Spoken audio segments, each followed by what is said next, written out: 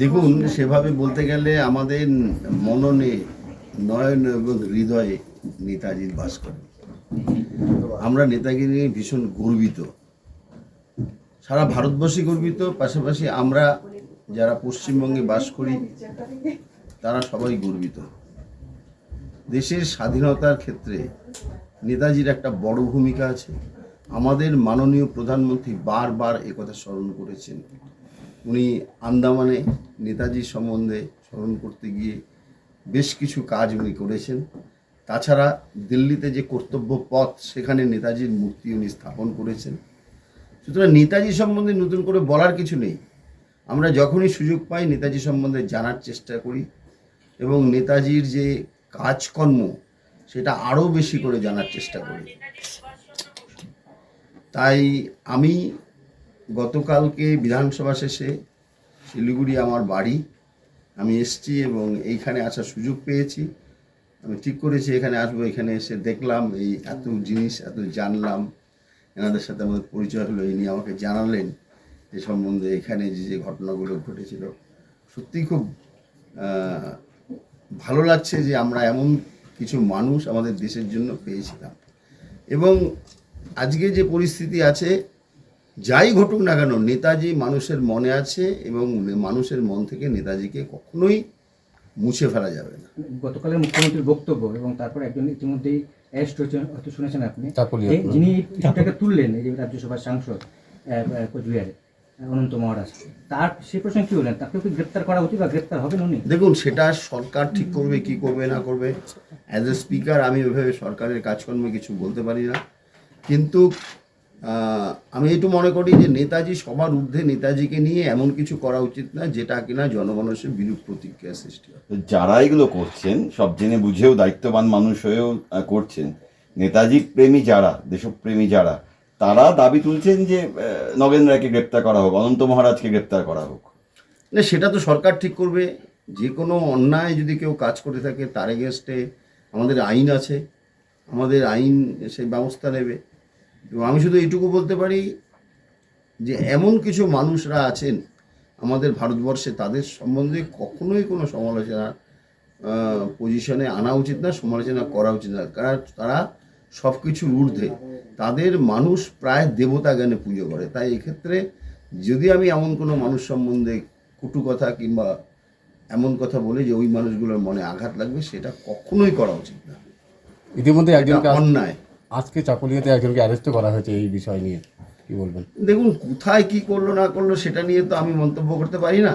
শুধু এইটুকু বলতে পারি যে যেটা যদি এরকম ঘটনা ঘটে থাকে এবং তাহলে তার নিজস্ব এরিয়ার থেকেই সে বলছে, কারো কোনো যদি সমষ্টিগতভাবে চিন্তা করা যায় তাহলে কিন্তু নেতাজি আমাদের মনেই আছে।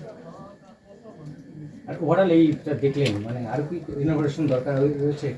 হ্যাঁ, এটা তো আমি বলবো যে সরকারের তরফ থেকে আমি সরকারকে অনুরোধ করব যে এই যে আমাদের একটা এত সুন্দর একটা অমূল্য সম্পদ আমাদের এত কাছে আছে, উত্তরবঙ্গের মানুষদের জানা দরকার। তাছাড়া পশ্চিমবঙ্গের মানুষদেরও জানা দরকার আরও কিছু।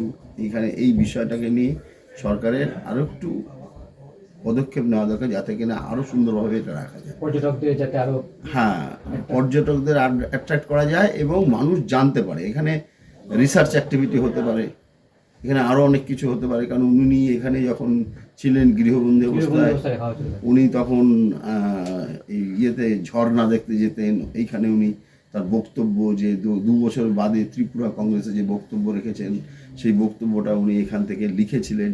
সেই সময় তার মানসিক অবস্থা, সেই সময় তার যে চিন্তা, সেগুলো প্রতিফলিত হওয়া দরকার, আমাদের জানা দরকার। আমরা অনেক কিছু জানি না, না জেনে এরকম মন্তব্য করা এগুলো ভীষণ অন্যায়। বিশেষ করে যারা রাজনীতি করেন, রাজনৈতিক দায়িত্বে আছেন, সরকারের দায়িত্বে আছেন, কিংবা তাদের কথা একটা রিপারকেশন হয় সমাজে, সেরকম কিছু করা উচিত না যাতে কিনা নেগেটিভিটি অ্যারাইজ করে। আস্তে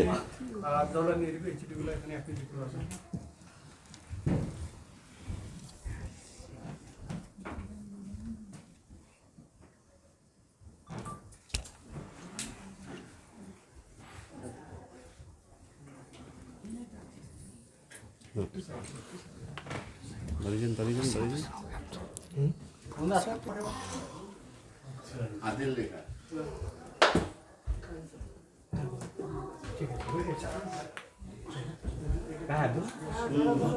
বন্দে মাতরম গানের গঙ্গার স্তব।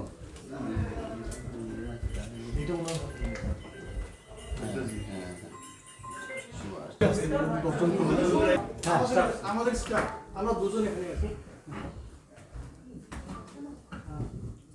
এখানে দেখবেন এইগুলো এই তখনকার তিনি নেতাজির এখানে পুজো করছেন আমরা প্রসেনজিৎ একটু ফোনটা পেছনে এটা দেখে ভালো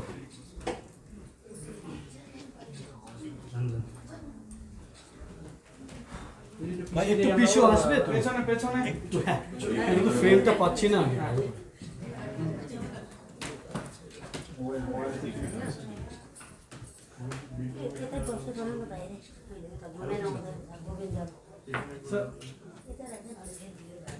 হয়নি তো ওটা তো কনফিউজ এটা একজন যায় ওটা শেয়ার করতে ওই এক ছাটু না 1938 এ হরিপুরে কমিশন ওই স্পিচটা এখানে দু বছর পরে একটা স্পিচ দেবেন লিখে ফেলেছেন আগে 2 বছর আগে ওই স্পিচের কিছু আমরা অ্যাবস্ট্রাক্ট রেখেছি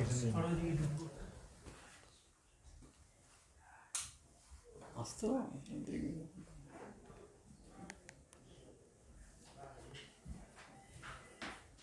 আরে কি রে ফোন ঢুকাচ্ছিস কেন এরকম ভাবে ওই একটু ভেরি ব্যাড বিজনেস রেপ্লিকা দাদা করিস না নেতাজি এটা স্টাডি রুম এটা স্টাডি চলো এই ছবিটা দেখছেন না ফোনটা সরা একটু হ্যাঁ রুদ্দা মারো রুদ্দা একটু থাকো রুদ্দা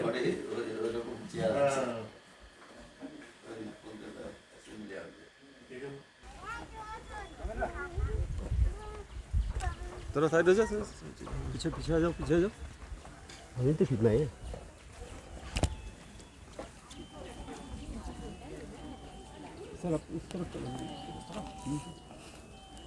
তাহলে পাশে চলে যাও ওদিকে যাবে ওই পাশ থেকে না আরে আস্তে যাস না ওই পাশ থেকে নে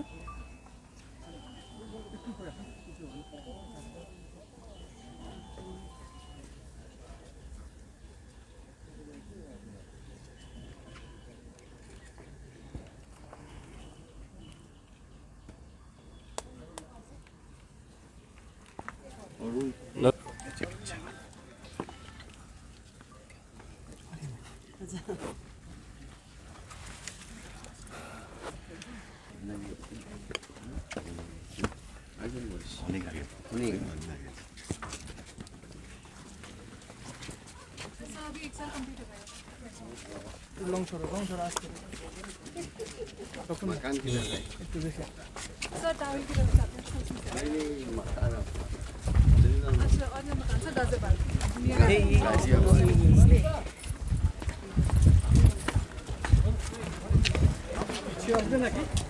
सीएम का फर्स्ट मीटिंग में थे आप सीएम का फर्स्ट मीटिंग सिलीगुड़ी में हुआ था भाई चौपल हो जान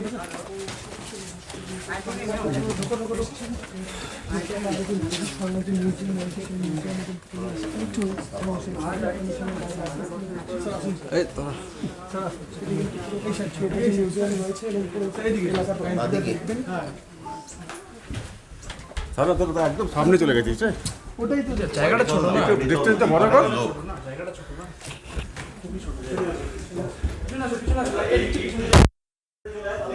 স্যার নেতাজি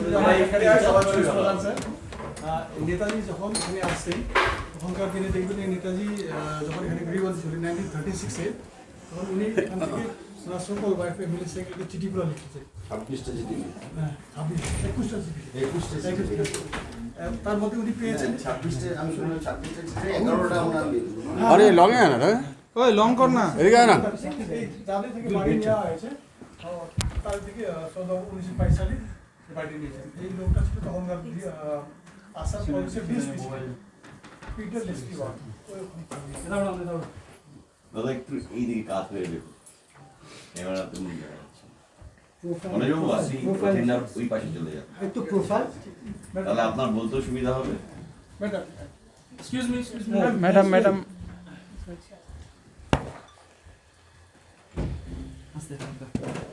দেখি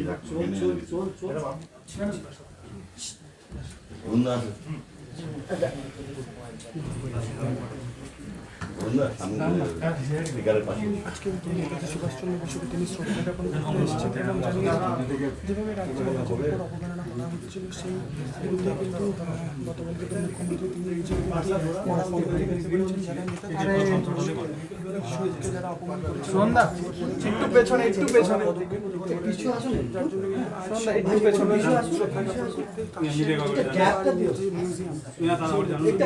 কিন্তু নিজে এসেছেন এবং নেতাজিকে কিন্তু তার প্রবেশ করলেন এবং সেই ছবি আপনার সামনে লাইভ তুলে ধরছে